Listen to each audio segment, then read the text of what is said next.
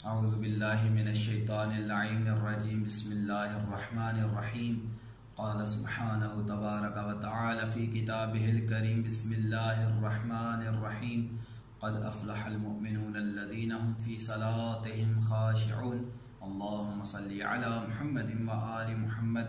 वाजिबुल एहतराम नाज़रीन किराम, अस्सलामु अलैकुम। मौजूद सामीन, मैंने आपके सामने अल्लाह के लारैब कलाम में से एक आयत पढ़ने का शर्फ हासिल किया कि जिसमें खुदा की ज़ात मोमिनों की कामयाबी की बात कर रहा है और उनकी कामयाबी का राज उनकी सिफ़ात में है कि वो अगर इन सिफ़ात के मालिक होंगे तो कामयाबी उनके कदम चूमेगी, और अगर खुदा न खास्ता वो इन सिफ़ात के मालिक ना होंगे तो इस दुनिया में भी कामयाब ना हो सकेंगे और खुदा की बारगाह में भी सुरखरू ना हो सकेंगे। तो हम उन सिफ़ात को जिक्र करते करते हमने 3 सिफ़ात जिक्र कर दी थी कि पहली सिफत ये थी कि जब वो खुदा की बंदगी को अंजाम देते हैं तो खशियत इलाही के साथ अंजाम देते हैं, और वो कभी भी ऐसी गुफ्तगू नहीं करते कि जिसका ना इस दुनिया में अजर हो ना खुदा की बारगाह में उसका अजर हो, यानी वो लग़व बातें नहीं करते।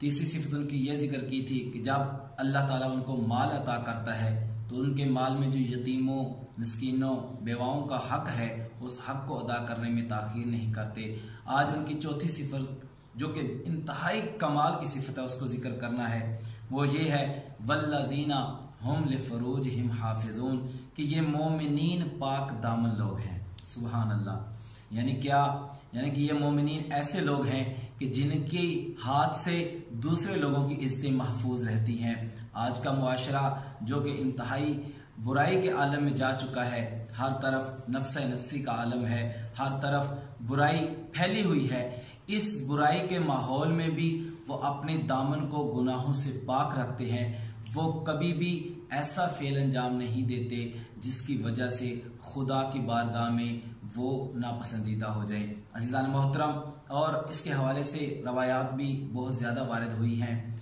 कि ये जो किसी की इज्जत के ऊपर हमला करने वाली गुनाह है, ये खुदा के नज़दीक इतना नापसंदीदा है कि इमाम अलैहिस्सलाम फरमाते हैं कि अगर किसी शख्स के हाथ से किसी दूसरे इंसान की इज्जत पामाल की जाती है, किसी की बहन, किसी की बेटी, किसी और ऐसी रिश्तेदार मस्तूर के साथ अगर बंदा बदफेली करता है या बुरे फेल को अंजाम देता है, तो फिर वो इस चीज़ के लिए तैयार रहे कि वो भी इस चीज़ को अपनी आंखों से देखेगा कि उसकी बहन बेटी के साथ भी कोई ये फेल अंजाम देगा।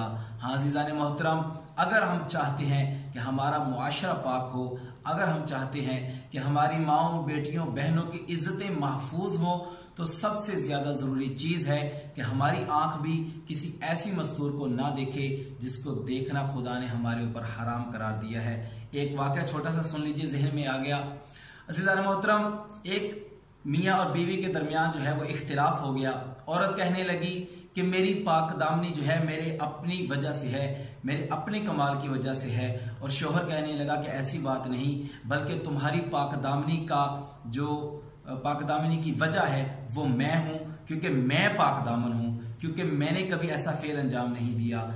जब उनके दरमियान ये बात बहुत ज्यादा तूल पकड़ गई तो उसने कहा चलो ठीक है, लड़ो नहीं, कल तुम बाजार जाना, कल मैं बाजार जाऊंगा, इसके बाद तुम बाजार जाना, तो फिर देखते हैं क्या नतीजा निकलता है। अज़ीज़ान मोहतरम, वो शख्स गया।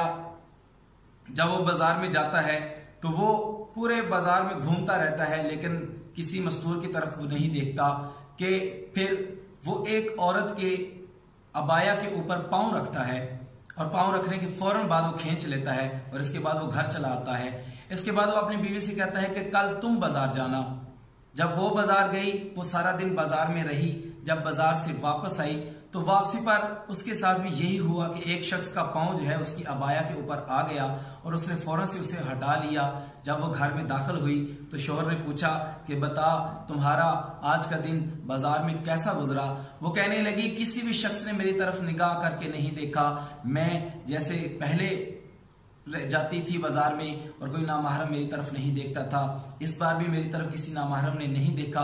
हाँ, एक छोटा सा वाकया पेश आया, वो ये कि किसी शख्स का अनजाने में कदम मेरी अबाया के ऊपर आ गया और उसने फौरन से वो उस अबाया से अपना पांव उठा लिया।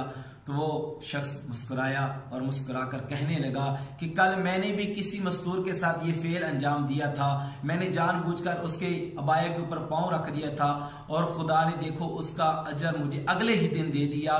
यही मैं तुझे बताना चाहता हूं कि तुम्हारी पाकदामनी मेरी वजह से है।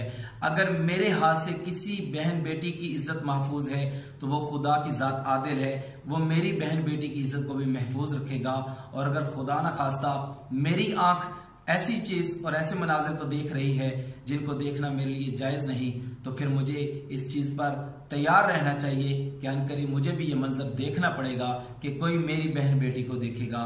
दुआ है परवरदिगार से कि जहां हम ये ख्वाहिश करते हैं कि हमारी बहन बेटी की इज्जत महफूज रहे, वहां हम दूसरों की बहन बेटियों की भी इज्जत महफूज रखने की कोशिश किया करें। वस्सलामु अलैकुम व रहमतुल्लाह।